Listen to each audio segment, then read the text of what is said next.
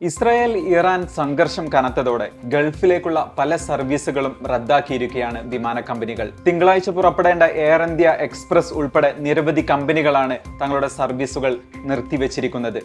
ഇതിന് പ്രധാന കാരണം വ്യോമപാതയിലെ തിരക്ക് തന്നെയാണ്. സംഘർഷം തുടങ്ങിയതോടെ ഇറാൻ തങ്ങളുടെ വ്യോമപാത അടച്ചു. ഇന്ത്യയും പാകിസ്ഥാനും മുൻപുണ്ടായിരുന്ന സംഘർഷത്തെ തുടർന്ന് ഇന്ത്യൻ വിമാനങ്ങൾക്ക് പാകിസ്ഥാനും വ്യോമപാത നിഷേധിച്ചിരുന്നു.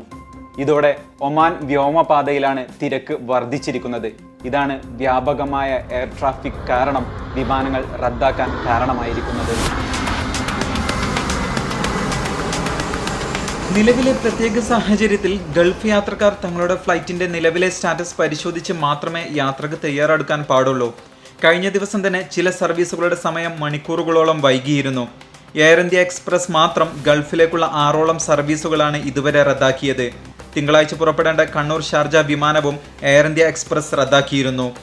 ബുധനാഴ്ചത്തെ എയർ ഇന്ത്യ എക്സ്പ്രസിന്റെ ഷാർജ കോഴിക്കോട് വിമാനം, മംഗലാപുരം ദുബൈ വിമാനം, കൊച്ചി ഷാർജ വിമാനം, കണ്ണൂർ ഷാർജ വിമാനം, വ്യാഴാഴ്ച പുറപ്പെടേണ്ട വിവിധ വിമാനങ്ങൾ എന്നിവയും റദ്ദാക്കിയതായി എയർ ഇന്ത്യ എക്സ്പ്രസ് യാത്രക്കാരെ അറിയിച്ചിട്ടുണ്ട്.